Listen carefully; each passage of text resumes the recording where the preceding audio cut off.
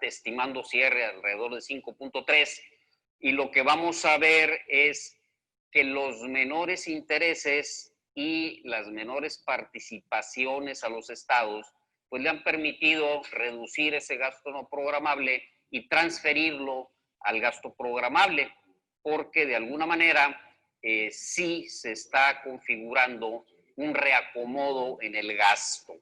Se está cortando gasto corriente, se está cortando gasto que técnicamente no es muy indispensable para reforzar un poco el gasto social. El gobierno está tratando de dar más ayuda a los grupos vulnerables y obviamente sus proyectos insignia, como es la refinería de Dos Bocas, el Tren Maya. Entonces el dinero lo están llevando más que todo a esos fines. Cuando entre este paquete 2021, el último dato que nos había reportado la Secretaría de Hacienda era en el reporte al mes de julio, y en este hacían un ejercicio de cierre.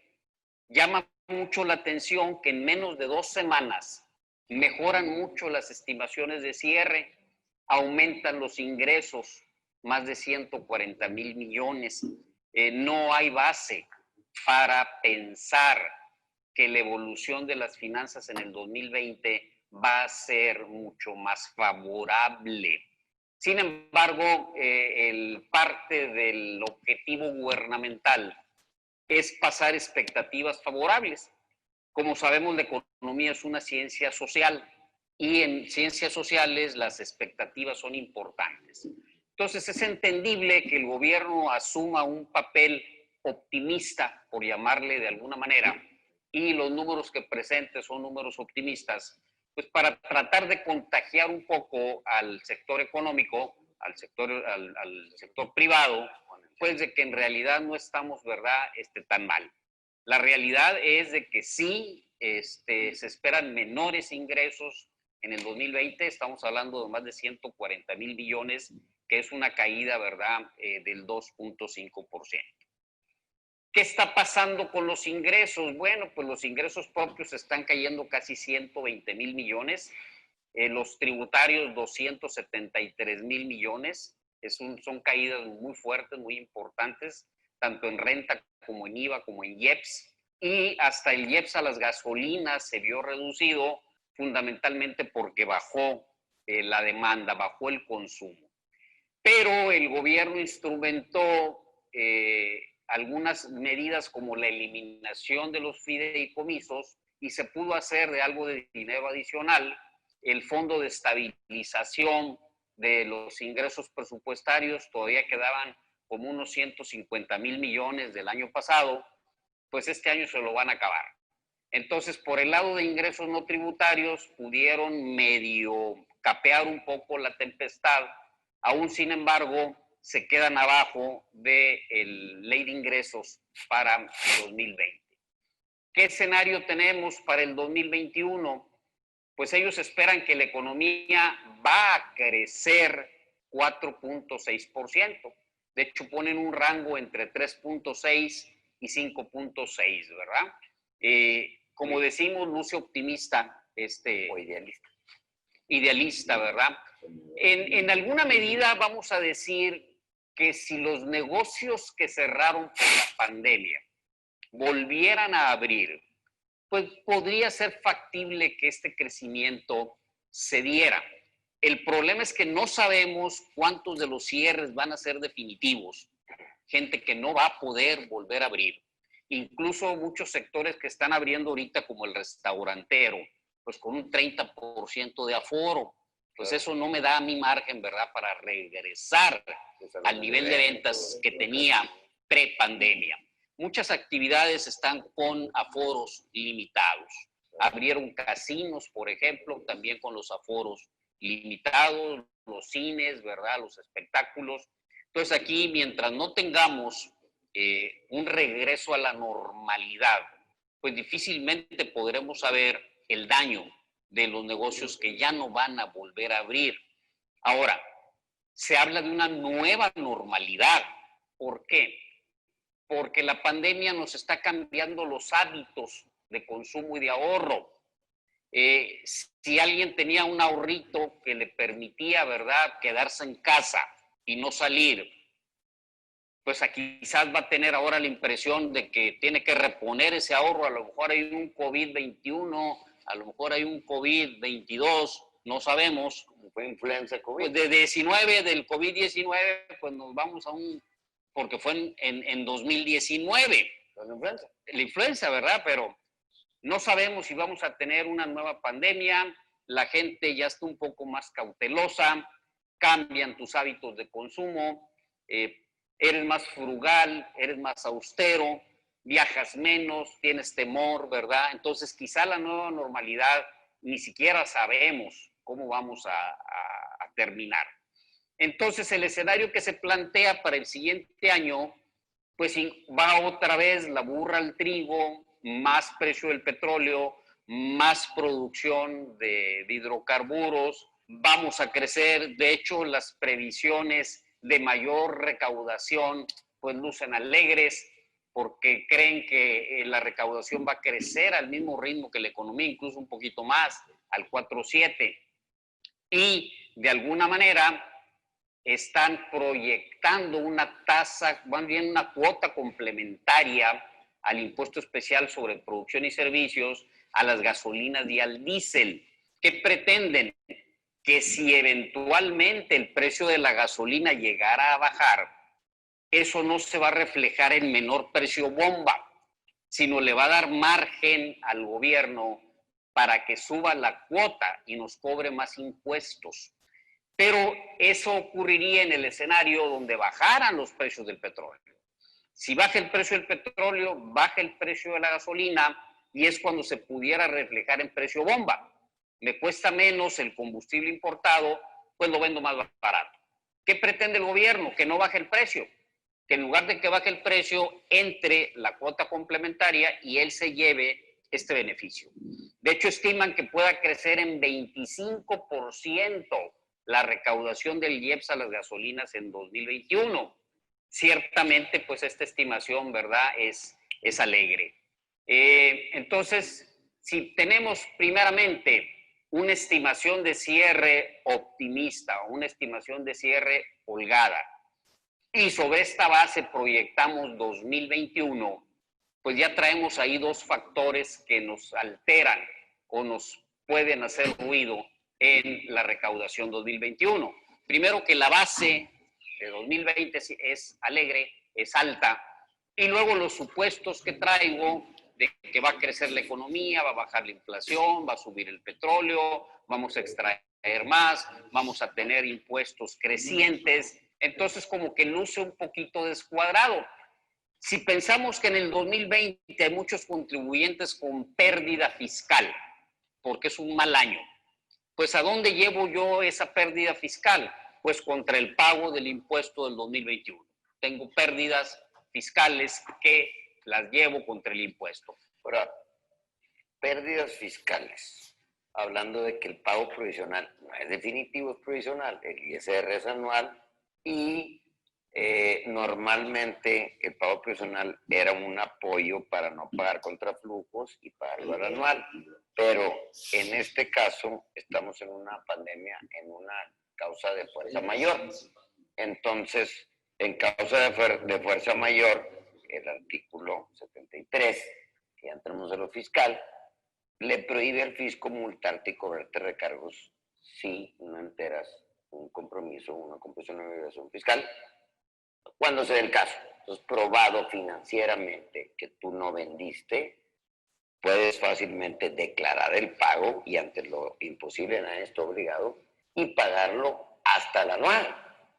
Inclusive una planeación muy agresiva, que no la recomiendo si no tienes un experto, es el IVA, que es un pago, es un traslado que no es tuyo, es un impuesto indirecto. Dinero del cliente. Dinero del cliente, y es un pago definitivo que se tiene que hacer.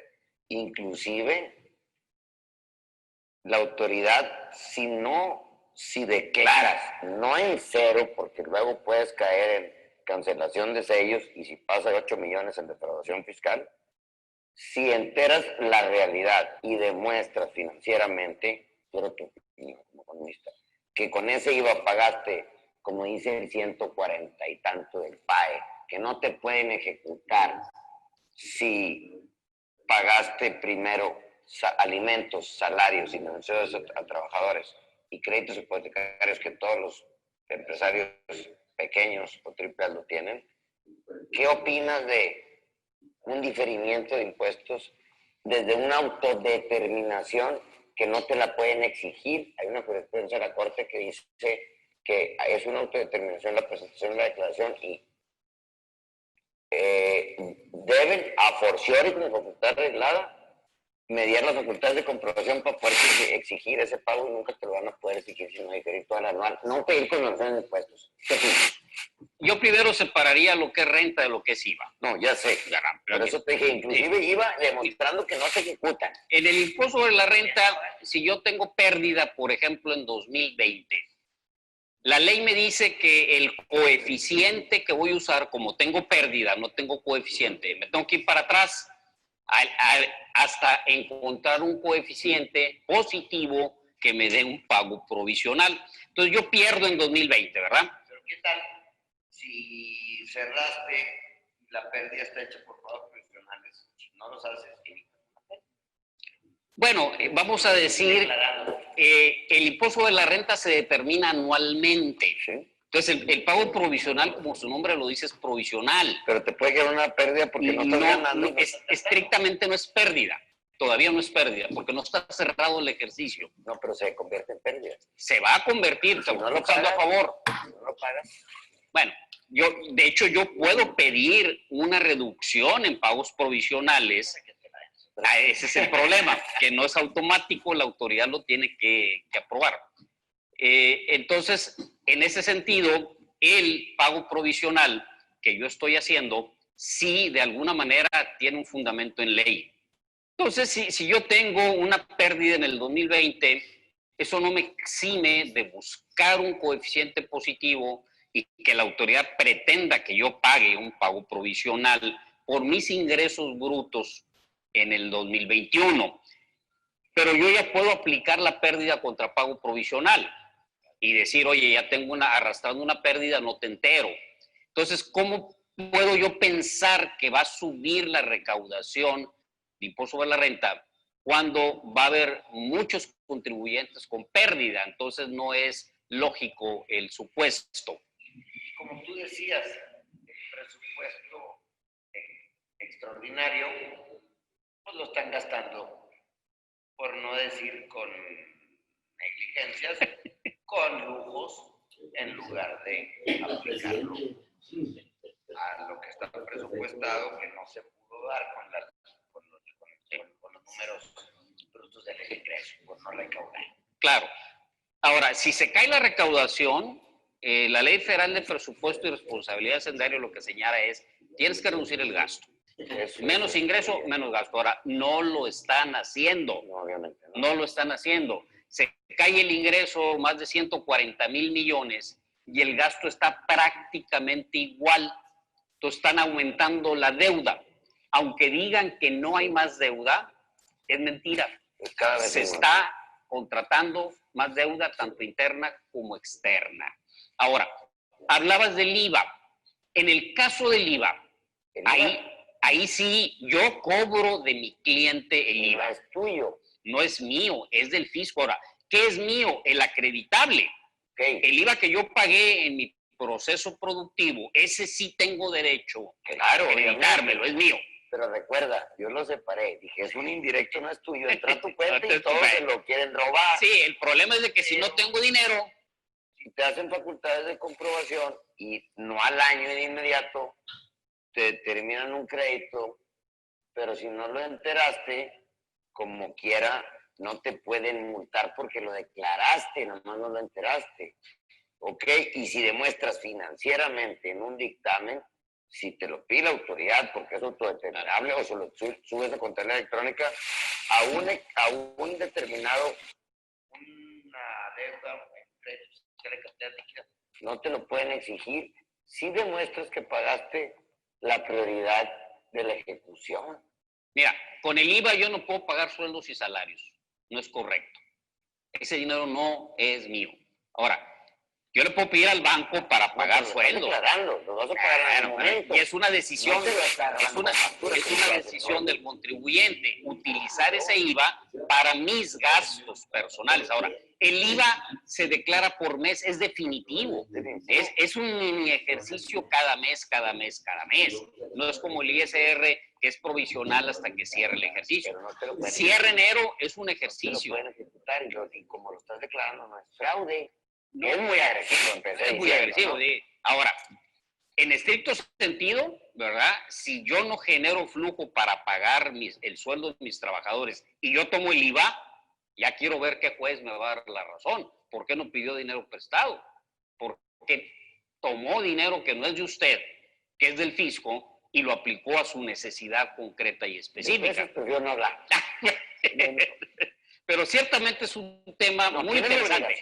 Muy interesante. Tiene la obligación. Es muy interesante. Pero también, si te pones a ver, el Estado de Derecho y la fiscalidad y la empresa, el gobierno corporativo es todo un ente que no se puede separar, está correlacionado. Ahora, nos declararon debido vamos a lo mismo, influenza, ya pasó una situación.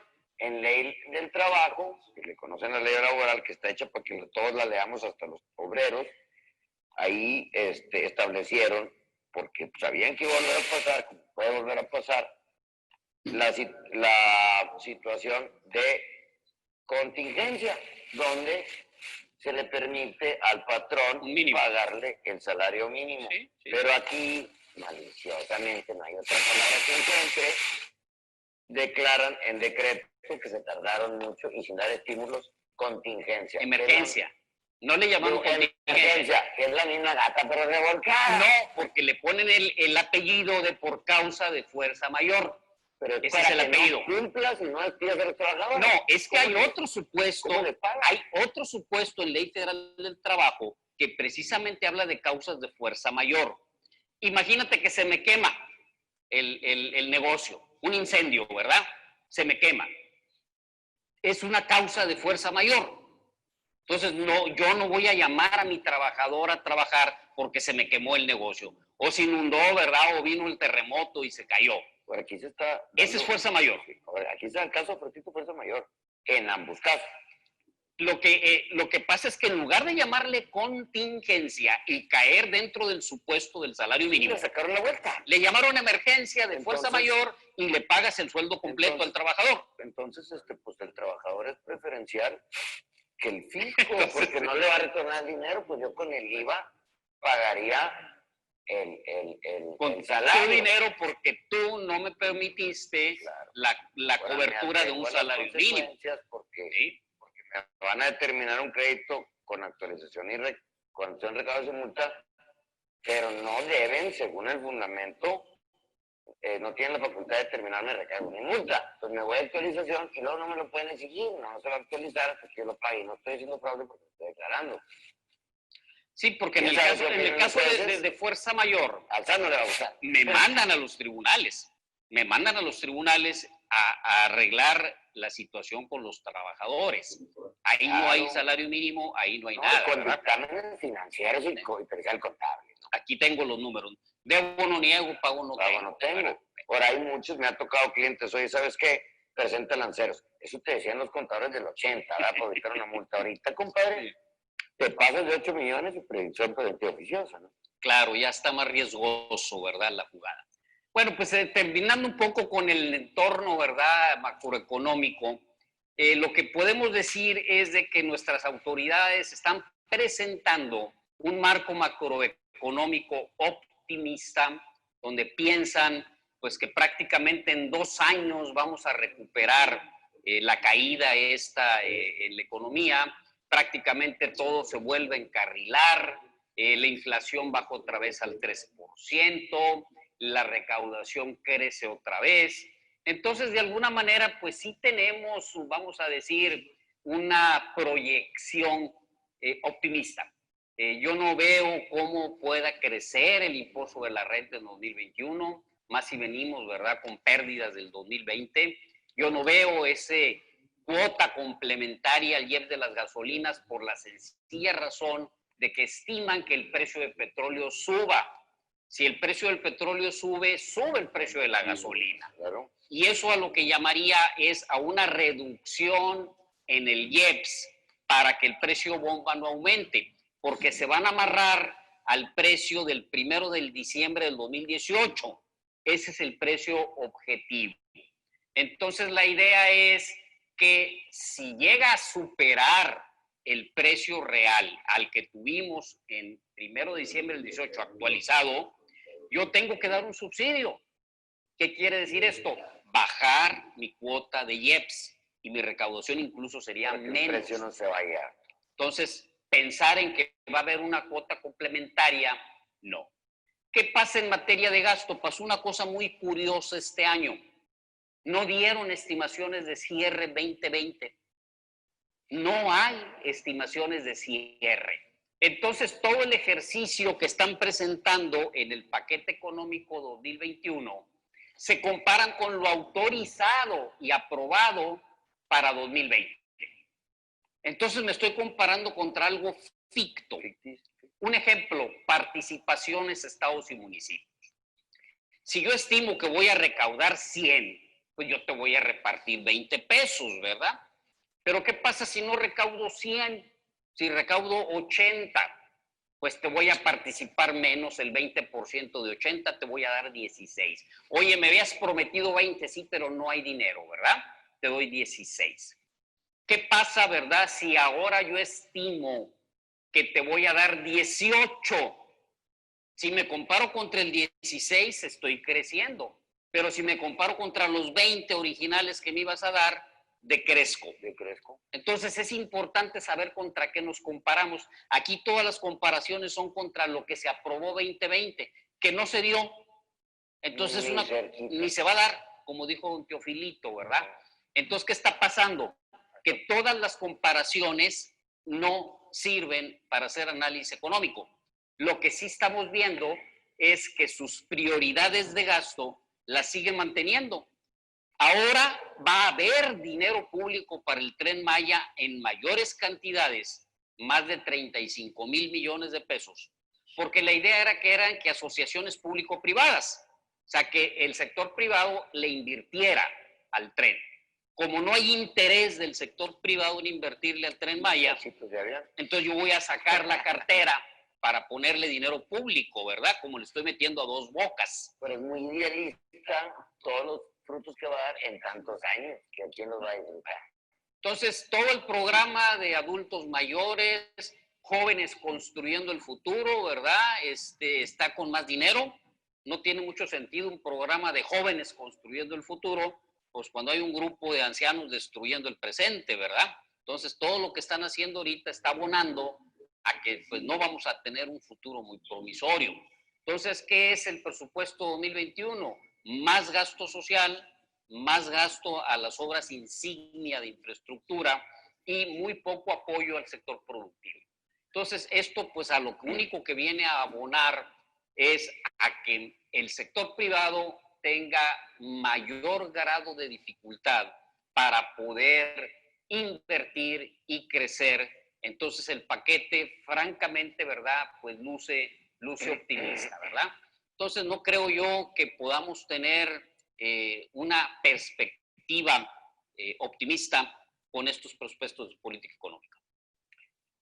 Marco, muchas gracias. Ya que andamos en esto, te voy a evitar una pregunta que auguro que te la van a hacer los licenciados en Derecho. Yo batallé en entenderlo y luego lo entendía por analogía hasta que tú me lo explicaste tan sencillo en el doctorado, donde realmente nos conocimos. Producto Interno Bruto. Licenciados en Derecho, batallamos en saberlo y es algo tan simple. Nada más.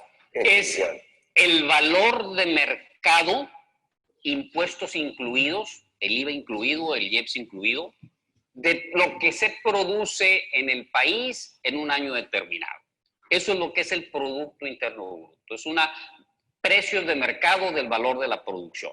Entonces, si yo produzco automóviles, ¿verdad? ¿Cuánto valen en el mercado de los automóviles. Yo produzco naranjas, bueno, ¿cuánto se venden las naranjas? Entonces, cuando baja el Producto Interno Bruto, se mide en términos de pesos corrientes, que es el precio de ahorita, pesos de hoy, pero también se hace en precios reales o a pesos constantes. Si la inflación el próximo año, por decir algo, es 4% y el volumen crece 1%, entonces en términos nominales la economía crece 5%, pero 4% es vía precios y el volumen es 1%. Entonces yo digo que el PIB real creció 1%, porque ese es el volumen, no lo que crece por cuestión de que cuestan más las cosas. ¿Qué pasa cuando la economía decrece? Que produzco menos. Produje menos carros, produje menos naranjas, produje menos cemento, varilla.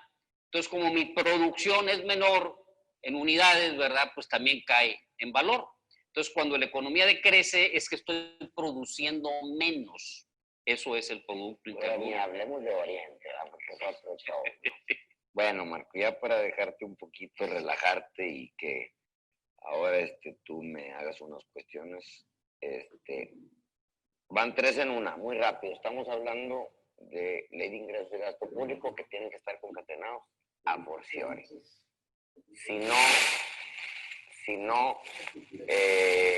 Si un ingreso no está relacionado con el gasto público, fácilmente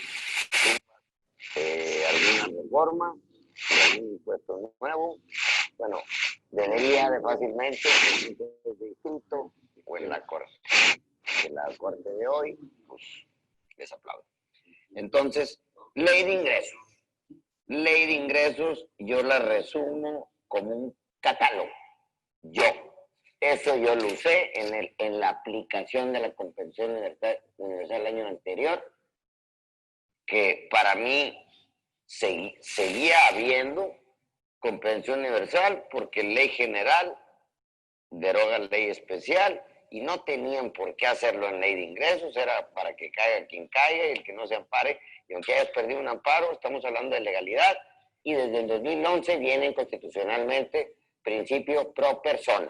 Hay una tesis que se las voy a compartir de Estados Unidos, del common law, que es totalmente distinto, no es el sistema romano-germánico basado en legalidad, que decía por ahí un ministro, decía, no nada más están obligados los contribuyentes a hacer planeación económica a su favor. No nada más están facultados, están obligados. Por ahí lo usamos mucho en muchas cosas, ¿no? Entonces, partiendo de esa premisa, ley de ingresos, ¿cómo la defines tú? 1. 2. Desde que yo me acuerdo en mi primer clase de principios constitucionales, que entré ahí, me ahorré unas clases por tener otro doctorado con gran maestrazo y doctor y amigo y rayado corazón, Paura, Juanito, pero bueno, para mí es el doc. Bueno, eres tú, doc. No se crea. Entonces, desde por ahí yo empecé a ver esto, porque decía, oye, muy fiscalista, en los números, primero para que de ahí partas a ver si ofreces tus servicios, ¿verdad? Porque aquí es tripartito, ¿no? Ok, entonces, tan es así que la ley de ingresos es un catálogo y si pones títulos no te metas a leyes sustantivas, que lo quitaron ahora ya en ley especial, ¿no? Entonces, ley de ingresos, ¿cómo me la defines? Fácil, partiendo de común y corriente, que es un catálogo que tiene que estar a forciari concatenado con gasto público. Están los estímulos del IEPS, con eso vamos a cerrar. De la historia del IEPS ni hablemos, no la sabemos. Yo la verdad me sé todo el origen, tenía una noción, porque tú me la platicaste en una clase con manzanitas, que no tiene razón de hacer, pero bueno, no es IEPS. No cumple fines, es recaudatorio, les encantó, es un doble IVA y son 3 IEPS, ¿no? Y ya por último, lo que hablaba de mi clase de principios constitucionales tributarios. De aquel entonces, pues no sé, 7 años, algo así, o 5, tú no me vas a decir la fecha porque tú ves esto, diario es lo tuyo. eres un experto consultor de los mejores que conozco, y eso que conozco muchos, que se dicen ser. Entonces, desde ese entonces recuerdo que el petróleo, y recaudaban mucho menos de petróleo y mucho más de recaudación. Ahora, tienen récord de recaudación y aún así no han recaudado la meta. ¿Qué opinas de todo esto? Bueno, ley de ingresos de la federación. Para empezar, yo no sé por qué le ponen ley. Porque catálogo. Si en ley de ingresos de la federación, por ejemplo, dicen que de impuesto a la renta se van a recaudar 2 millones de pesos, por poner un número, pues eso es una estimación. Hay una ley del impuesto de la renta, ¿verdad? Entonces, ¿por qué es ley de ingresos de la federación? No es ley que se tenga que recaudar esta cantidad, este monto, son cantidades estimativas. El mandato que te da la Constitución como ciudadano es de contribuir, ¿verdad?, a sufragar los gastos públicos. Y si tú te fijas en ley de ingresos de la federación, están impuestos, derechos, ¿verdad?, los productos, los aprovechamientos, estímulos, las contribuciones que tú vas a imponerle a la población para llegar al número, para sufragar el gasto. Es que tiene que empatar ley de ingresos con presupuesto de egresos. Son dos caras de la misma moneda. Por eso, si no tengo suficientes ingresos... Una ley y otro presupuesto, el gasto es más fácil. Es decreto, es decreto. Es un decreto unicameral, sí, ni siquiera es ley. Para recaudarlos es ley y para gastar, ¡pum! Bueno, entonces empatan porque si yo quiero gastar 100, yo necesito 100. Pero ¿qué pasa si mis ingresos propios son de 70? Que yo necesito 30 de financiamiento. Viene ley de ingresos. Claro. En ley de ingresos vienen los ingresos por financiamientos. Entonces, ahí es donde yo empato el ingreso con el gasto. Se ha usado la ley de ingresos para modificar otras leyes. Tú hablabas de la compensación universal. En efecto, en 2019, es que muchas cosas están ahí. Muchas cosas están ahí. Debieran estar, quién sabe. Hay una ley de la materia. Yo te digo que ley de ingresos te dice, si la ley del IEPS te define gasolina de esta manera, para propósitos de ley de ingresos yo te cambio esa definición. Y yo te lo defino de manera diferente a lo que hace la ley del IEPS. Y se respeta. Yo no soy abogado, yo no sé si esa técnica jurídica de reformar una ley utilizando ley de ingresos. Ahora, lo importante es que esas modificaciones son temporales, por ese año. Si tú te fijas, ¿qué pasó en 2020? Ya cambiaron la ley del IVA, ya cambiaron el código fiscal. Ya que se dieron cuenta que allá no era. No, porque lo hicieron por un año. Lo seguimos aplicando. Lo hicieron por un año. De acuerdo a Constitución, principio promine. Me gustó y quiero que se quede. Pues cambia la ley.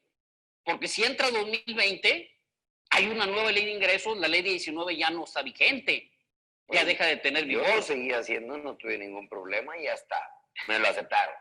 Pero luego me cambiaron el código. Te cambian el código. Entonces, ¿verdad? Debería ir ahí, no sé, pero pues bueno. Entonces, simplemente es un catálogo de dónde voy a obtener los ingresos para sufragar el gasto público. Y de hecho tienen que empatar. Otra función que cumple la ley de ingresos es autorizarle al Ejecutivo el endeudamiento. Porque la ley de deuda pública sí le da al Ejecutivo la obligación. Que ahí sí pudiera ser ley. Sí, que tiene que obtener la autorización del Congreso. Entonces, ahí viene, pero viene en el artículo 2. Porque el artículo 1 es ámbito presupuestal. Puro número. Sí, pero ese es el presupuesto. Yo te digo, por ejemplo, los bancos del gobierno, Nafinsa, Bancomex, ¿dónde está su gasto y dónde está su ingreso? Ahí no está. No. Se le llama intermediación financiera de la Banca Nacional. Pero como esos bancos no captan ahorro del público, piden deuda para operar. Entonces, la deuda que van a contratar los bancos también me la tiene que autorizar el Congreso. Pero ya lo ponen en el artículo 2, donde detallan cuánto van a endeudarse. Pemex, cuánto se va a endeudar. CFE, cuánto se va a endeudar. La deuda está también en el ingreso. No el ingreso directo. Entonces, de alguna manera, cumple con la función de señalar de las fuentes de donde se va a financiar el gasto público. Pues me pareció muy, perfecta tu explicación. Números van a estar en la ley, ya los comentaste, los reales, quién sabe cuáles sean, he visto tantos, yo creo que hasta tú todavía te cuestionas todos. Sí. Me pasa por ahí con un cuate que conozco que saca unos datos duros y pues ¿de dónde lo sacaste? Pues de la página de estar, pues a lo mejor ahí es la bronca, ¿no? Ahí dice, pues por eso, cuestiónatelo todo, como decía un coach por ahí, ¿no? Ya para cerrar, opinión personal, no. De acuerdo a tu experiencia, vamos a irnos a un augurio, a un futuro eminente. Desaparecerán, como han hecho involuciones de todo, o la ley energética dará un retroceso y prohibirá las importaciones de diésel. Mira, el problema es que este nuevo gobierno no está respetando las reglas del juego que se establecieron con la reforma energética. No se están respetando. Lo primero que hicieron, ¿verdad?, fue parar todos los procesos que estaban de nuevos proyectos, y luego están incluso regresándole atribuciones tanto a Pemex como a CFE, que anteriormente se le habían limitado a través de la Comisión Reguladora de Energía, precisamente para incentivar y motivar que se desarrollaran los importadores particulares, privados. El poder monopólico que tiene ahorita Pemex es grandísimo.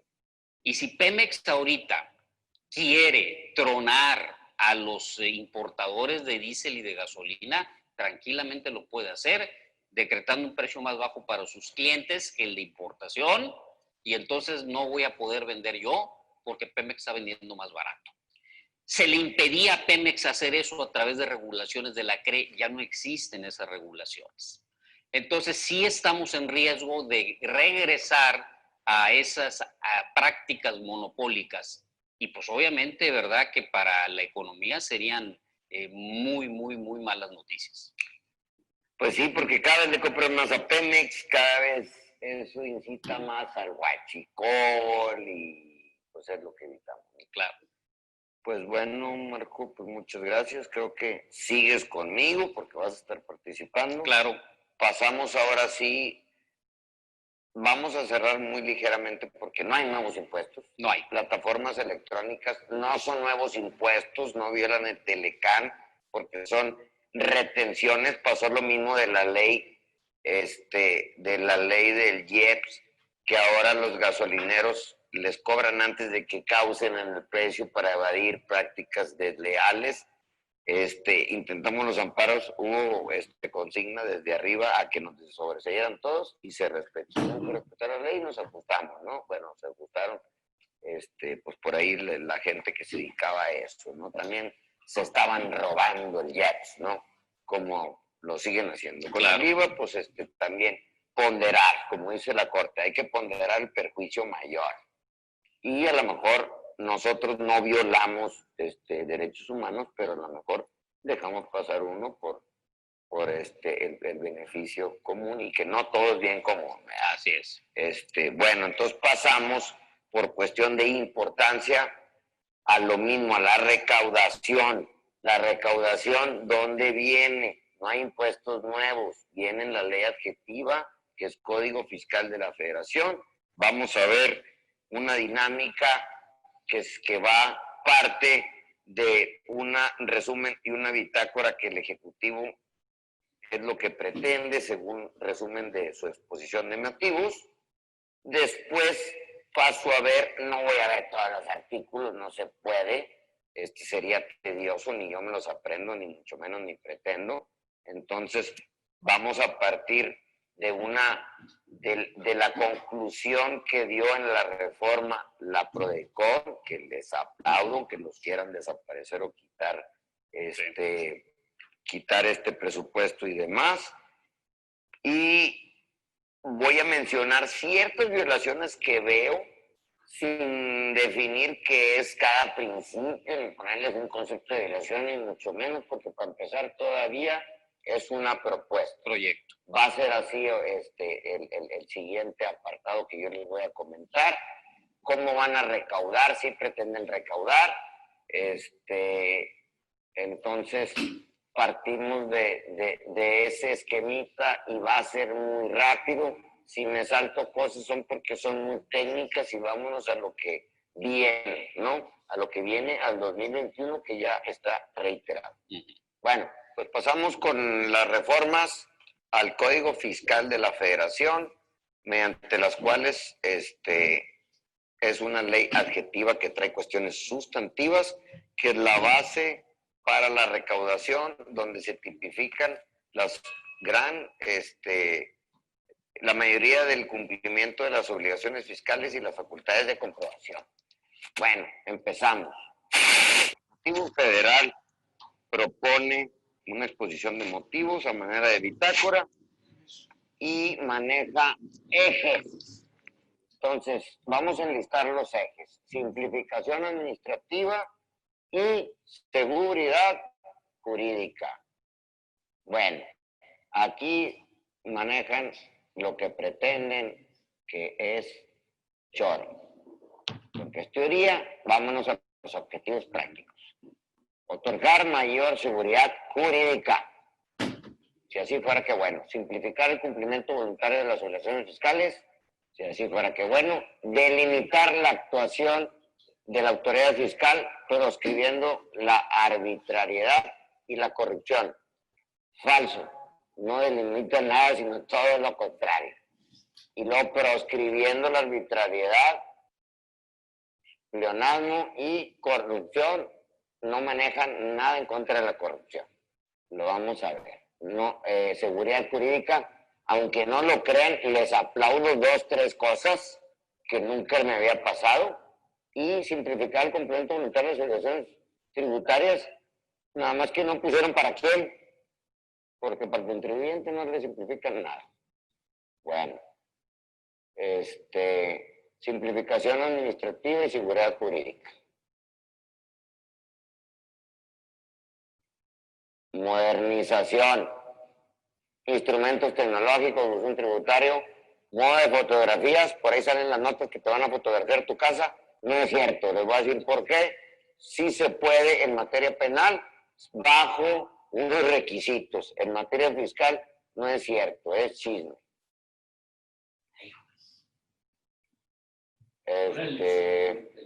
Gestión tributaria. Sí se la leo. Esta miscelánea incluye propuestas en las que se privilegia el ejercicio de las facultades de gestión tributaria, asistencia, control, donde le ponen la palabra control ya no nos gusta a nadie, y vigilancia. Esto sobre las facultades de comprobación, inspección, verificación, determinación y liquidación, de acuerdo con el Ejecutivo Federal. Esto lo dicen ellos. Esto es congruente con el principio de autodeterminación y confianza ciudadana que parte de la idea inicial que el contribuyente cumple adecuadamente con sus obligaciones. Al decir, desde el punto aparte, ya invalidaron lo anterior. Es contrario. Estas son cuestiones que sacamos del amparo anterior que no son temas de esta charla. Eficiencia recaudatoria. Se plantea mejorar la eficiencia recaudatoria con estas acciones. La reintegración de la función de asistencia al contribuyente. No es nada nuevo, ni nada que aplaudir. El impulso de la cultura contributiva. Civismo que nos dieron, que nos van a dar primaria. La obtención de información relevante de las contribuciones, siempre la han tenido. El empleo de la tecnología disponible. Pregúntenle a Aristóteles Núñez qué sistema de primer mundo tienen, que se lo dejaron obsoleto por cuestiones de quién sabe por qué. Fortalecimiento de facultades de gestión de la autoridad fiscal para controlar y vigilar el cumplimiento de obligaciones fiscales. Fortalecimiento de fuerza. ¿Me vas a emplear fuerza? Pues no que el diálogo, no que eficiencia. Y luego control, pues contradictorio. Reforzamiento de la seguridad jurídica. Señores, en el sistema jurídico mexicano y en cualquiera del mundo no existe reforzar la seguridad jurídica. O es o no es. ¿Qué refuerzas, no? ¿No estás embarazado o no estás embarazado? Exactamente, ¿verdad? Y si no estás, mejor. Combate a la corrupción y la impunidad. No están combatiendo la corrupción y no se combate con código fiscal de la federación. Los delitos siempre han sido agravantes para los funcionarios públicos, siempre así será, nada más que pues no se llevan a la práctica, ¿no? La leo. Se podrá fijar reglas de actuación para las autoridades fiscales que redunden en la transparencia de la función y desalienten posibles prácticas irregulares. Asimismo, se plantea incorporar un tipo penal para sancionar la omisión en el pago de contribuciones por maquinaria y equipo importado temporalmente no retomado del extranjero. Esto sí es nuevo, se lo aplaudo, ya hay listas, nada más que se maneja de un sistema intimidatorio y mal hecho. Ya tengo un caso concreto, se los aplaudo, pero lo hacen mal. Ahorita se los explico. Le puse el foquito. El otro es evasión y elusión fiscal. Pues no tiene nada de reforma, ¿no? Aparte, la elusión fiscal no la combatas en código fiscal. Pues perfeccionan la técnica legislativa de las leyes sustantivas, ¿no? Se plantean adecuaciones a efecto de robustecer la vigilancia sobre los siguientes casos. Fusión y cesión de sociedades. La fusión y cesión de sociedades siempre han existido. Son figuras de gobierno corporativo. Nada más que no es fusión y cesión, son las simulaciones, ¿no? Y hay requisitos que ya quitaron, independientemente de que se cumplan, ahora te las toman por enajenación, pagan justos por pecadores como siempre. Todo, si se remontaran al 5A, la cláusula antiabuso y la evasión fiscal y al fraude fiscal, ya no ocupan regular estas figuras. Porque sí existen. Es correcto. Sí existen y hay gente que las hace, las he visto y las he creado. Transmisión de pérdidas fiscales. Las empresas son ganadoras, Marco, tú y yo lo sabemos, ¿verdad? En el periodo preoperativo que manejaba antes los 3 años del IVA, fue real, lo quitaron, pero pues empiezas con pérdidas, todos empezamos con pérdidas. Los que tenemos ya un guardadito que nos fue bien o que, como dicen, nacimos en cuna de oro o que ahorramos o jalamos como burros y luego ya invertimos sin ganar. Entonces sí existen, pero el 80% es como el outsourcing, está prostituida la figura, por eso ya está el 69 billones de hace rato, que cambiaron algo que se los aplaudo. Devolución de impuestos. Todo lo que ponen ahí es letra muerta, no es cierto, nunca se cumple. Plazos de la autoridad para devolver no se cumplen. Facultades de comprobación sí, porque si no, modificas un crédito fiscal. ¿Es cierto en las devoluciones automáticas o no es cierto? No. Las certificaciones de los exportadores ya no se están cumpliendo. Entonces, ahora, ¿para qué me quitan la de comprobación? La compensación universal, que fue una evolución de años, ahora una evolución porque estás abatiendo la simulación. Vete con la simulación, ¿verdad? Nunca me vas a devolver. Nomás regúlala bien y detecta. No la controles, y castígala. Pagan justos por pecadores. Pagan justos por pecadores. Ahora, comprobantes fiscales que presumiblemente amparan operaciones simuladas. Cada vez hacen más presunciones juristas, no al revés, no soy jurista. Te cancelo temporalmente, están canceladas, ¿verdad? La garantía de audiencia ahora resulta que no es previa, que es un juicio por reforma en el 14 constitucional. Pero bueno, marcha para los abogados. Evasión y elusión fiscal. Aquí son todos los artículos que cambiaron. Evasión, y aquí nos vamos a ir, el más importante, lo de las devoluciones del 22. Mentira. Ya de HMI, les aplaudo algunas cosas. Las vamos a ver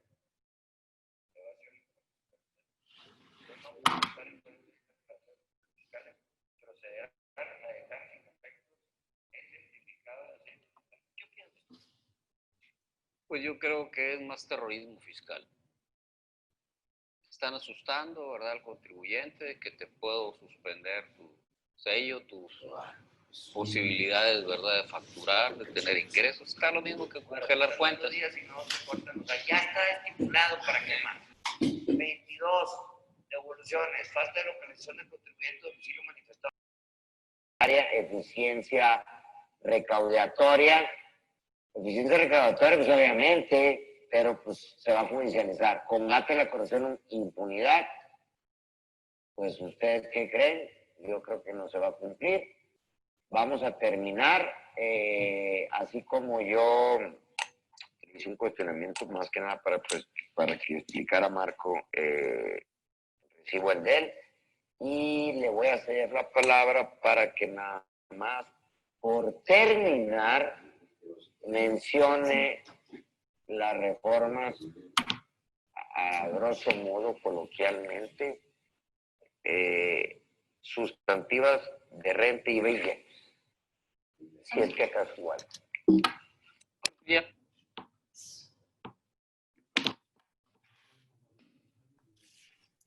Agradecemos al doctor Samuel y al doctor Marco por compartirnos su conocimiento. Ahora continuaremos con el espacio de preguntas de los asistentes. La primera pregunta recibida dice: ¿qué opinan de la relación entre contribución y retribución que recibe el Estado de Nuevo León? Yo creo que aquí el experto es el economista. Bueno, yo creo que aquí el principal problema que tenemos es que no tenemos una información auténtica y verídica de cuántos impuestos paga el Estado de Nuevo León. El término contribución es un término más amplio, porque incluye impuestos, incluye derechos, incluye productos. Y lo que se regresa es únicamente la recaudación federal participable, que fundamentalmente son los impuestos, y le agregan también un porcentaje del derecho de hidrocarburos. ¿Por qué no sabemos cuánto pagamos de impuestos? Porque las leyes están hechas de tal manera, por ejemplo, el IVA. Si vemos nosotros la estadística de recaudación por entidad federativa, Tamaulipas tiene el segundo lugar a nivel nacional en recaudación de IVA. Y uno se pregunta ¿por qué? Pues porque por la ley del IVA, las importaciones pagan el IVA en el puerto de entrada. Entonces, si Tamaulipas tiene fronteras donde entran muchas importaciones, ahí se registra el IVA, ¿verdad? Ese dinero no es de Tamaulipas. Si la cervecería Cuauhtémoc produce una cerveza Tecate en Toluca y la vende en Yucatán, si el domicilio fiscal está en Nuevo León, esos impuestos se registran en Nuevo León. Entonces se paga por domicilio fiscal. Entonces, cuando alguien dice, un gobernador dice, mi estado aporta tanto, pues hay que tener cautela, hay que tener cuidado, porque es información no necesariamente cierta. Lo que yo he sugerido es que nos vayamos al Producto Interno Bruto de cada estado, de cada entidad.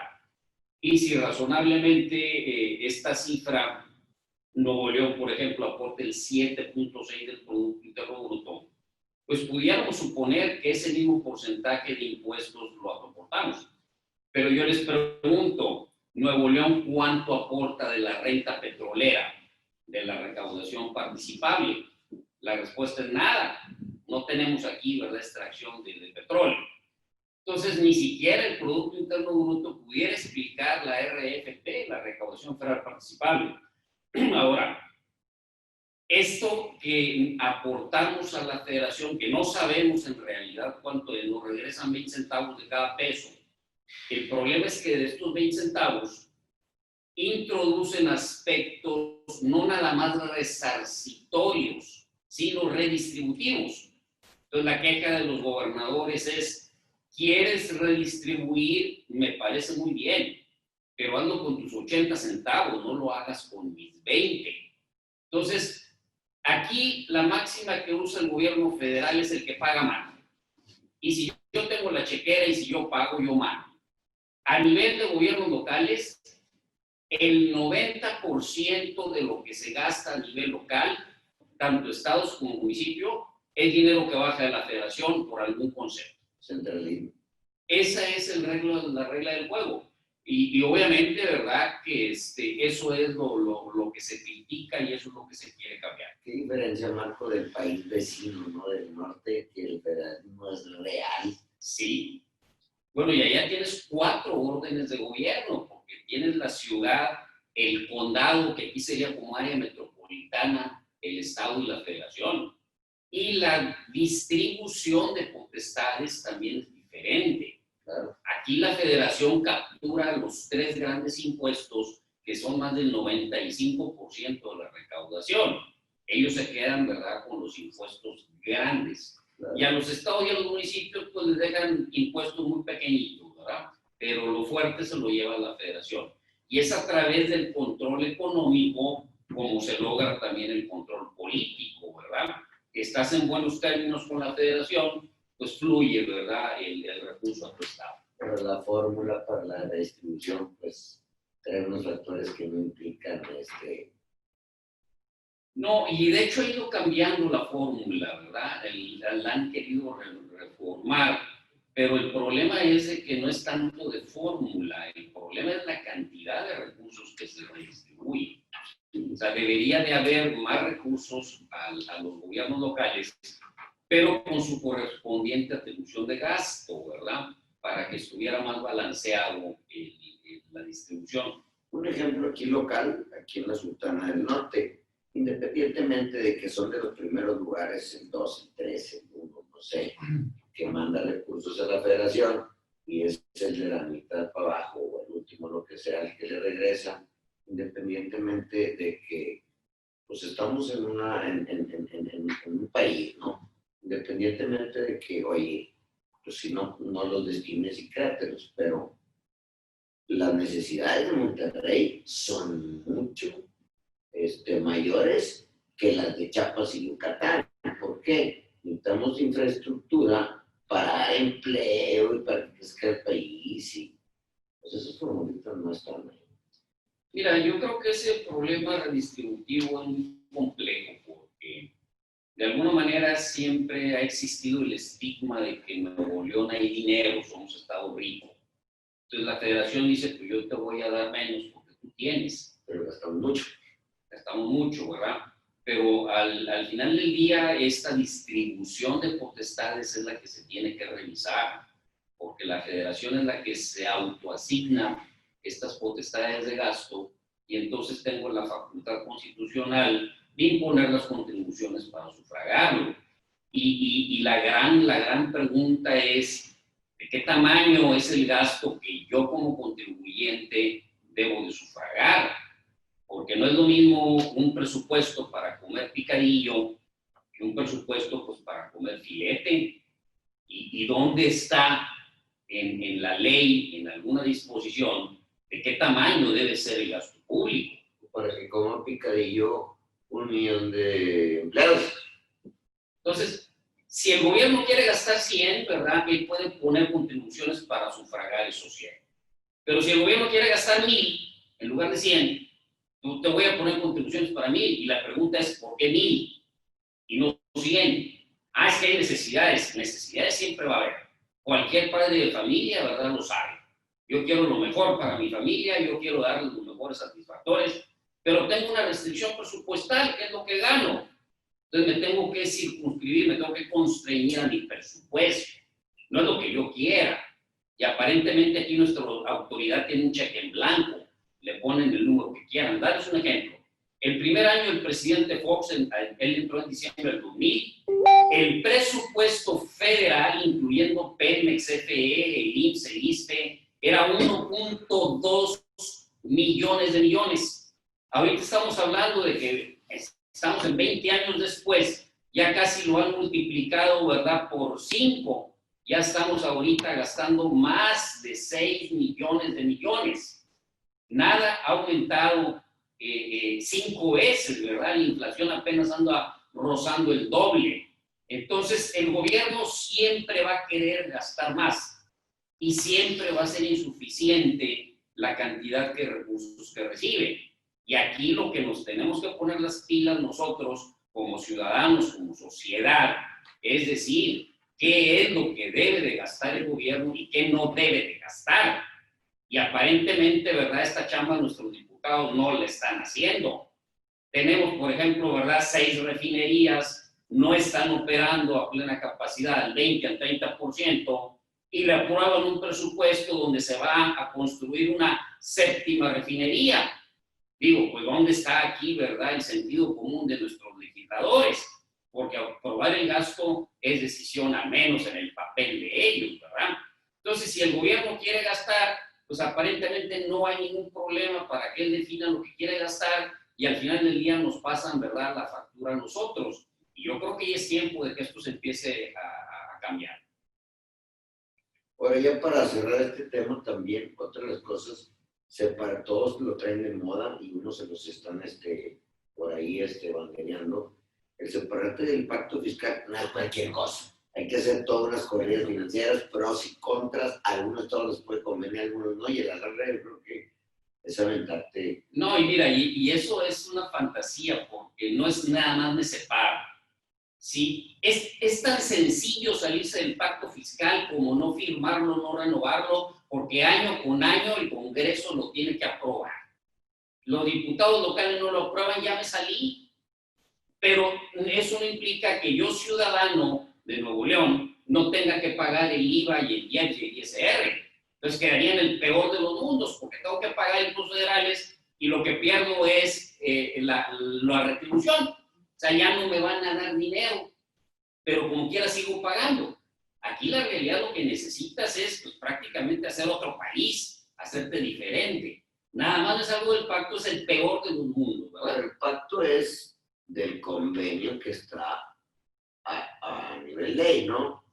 Pero sigue la obligación de repartir. Si te separas, no se supone que ya con los prediales, incluso la nómina, ya ahora sí ya no pidas. No, hombre, te estoy diciendo que de los recursos propios no sufragan ni el 10% de lo que gastas tú como gobierno local. Pues juntas estados, juntas municipios, gasto un peso, 90 centavos vienen de la federación y del predial, de nóminas, del casino, de todo son 10 centavos. Nuevo León es de los que captan un poquito más, ¿verdad? Como 15, 17%, ¿verdad? Pero es que esa es la dependencia de ingresos federales que de alguna manera tienes que romper. Y no es tan sencillo para decirme salgo del pacto, porque eso te deja toda la obligación de pagar el impuesto federal y tú todavía tendrías que recaudar localmente para pagar. Por ejemplo, pasó por ahí un caso muy sonado de un funcionario público que no recuerdo el caso, pero pues no, se negó en retribuir y pues dejaron de recoger la basura en su casa. Ok. No, pues no sé si tengan alguna última o varias o no sé, preguntas o respuestas o inquietudes. ¿O quieren? Por cuestión de tiempo, el tiempo de preguntas ha finalizado y les agradecemos de gran manera a todos los aquí presentes por su entusiasmo de seguir enriqueciendo su conocimiento jurídico aún en la distancia. Y en especial agradecemos a nuestros ponentes Samuel García y Marco Pérez, a nombre del Tecnológico de Monterrey, por estar el día de hoy con nosotros, brindar su amplia experiencia en Derecho y por su eminente ponencia sobre el Paquete Económico 2021. Asimismo, enfatizando, agradecemos grandemente a la SALED por su apoyo a lo largo de estos meses. Sin más, esperamos que esta ponencia haya resuelto sus dudas y expandido sus horizontes. Siendo el último día del Congreso, con cambios en la agenda, les invitamos a las siguientes increíbles conferencias, impartidas por el Dr. Ilyas Soumin a la 1 p.m., formato en inglés, y a las 3 p.m. con la licenciada Nelly Juárez para así clausurar el evento. Muchas gracias a los ponentes Samuel García Villarreal y Marco y a todos los aquí presentes. Los esperamos en las siguientes conferencias. Gracias. Gracias. Bueno, despedimos. Sí,